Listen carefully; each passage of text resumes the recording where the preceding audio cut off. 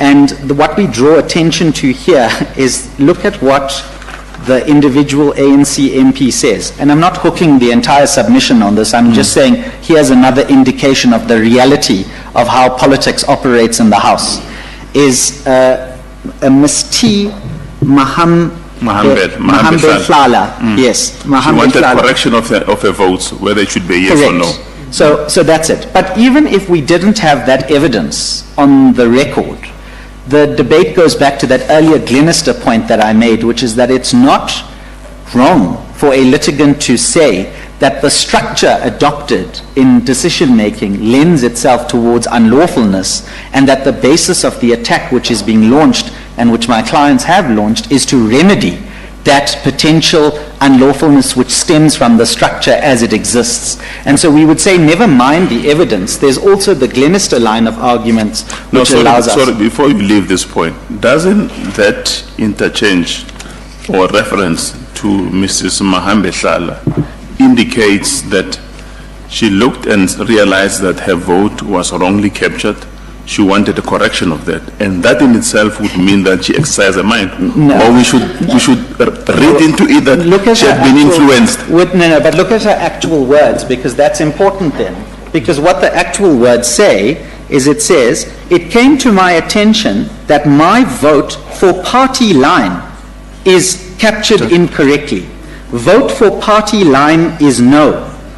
And then she goes on to say, it came to my attention, interjections, that it was recorded as a yes, I vote no, thank you. So what she herself tells you is that it's not a separate application of her mind, it's that she was responding to her party line.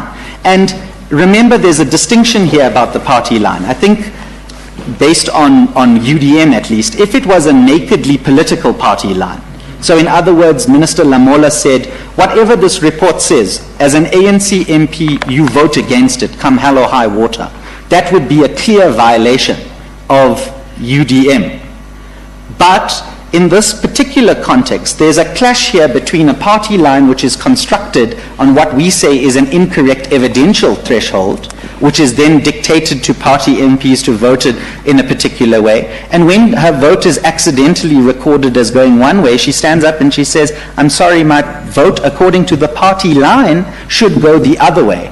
And that takes us back to the UDM territory of the clash between political direction and constitutional obligation in terms of the oath of office. And we say that that's the territory we are in.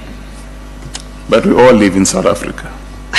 And we know how... Last time I checked, yes. Yeah, we all live in South Africa. Yes. What's wrong with voting according to party lines? No, but it's happening all the time. No, but may I suggest this, that argument... All political parties yes. vote according to party lines.